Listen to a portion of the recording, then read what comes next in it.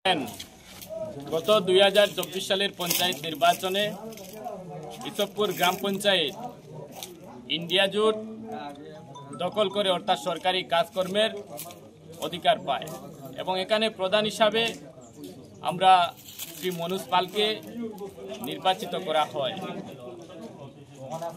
নিজেদের মধ্যে বিভিন্ন কারণে দুর্নীতি চুরি ডাকাতি ছাড়া নিজেদের মধ্যে ভুল বুঝের কারণে শ্রী মনোজ পালকে প্রধান থেকে অনাস্থা ভোটের মাধ্যমে সরানো হয়।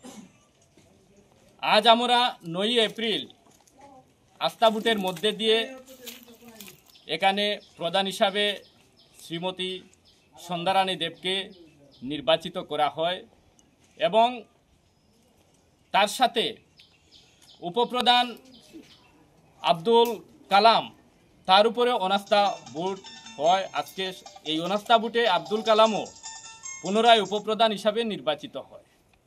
ঘটনাটা হচ্ছে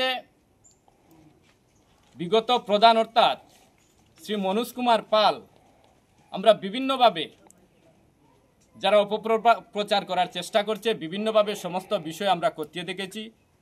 পঞ্চায়েতের প্রশাসনিক আর্থিক দিক থেকে শুরু করে এলাকার সাধারণ অংশের মানুষের কাছে কোনো ধরনের আর্থিক অভিযোগ প্রশাসনিক কোনো দুর্নীতির সাথে শ্রী মনোজ কুমার পাল কোনোভাবেই কোনো মতে যুক্ত নয়। আমরা বিভিন্নভাবে সেটা দেখেছি। তারই পরিপ্রেক্ষিতে উনারই মতের ভিত্তিতে আজকে আমরা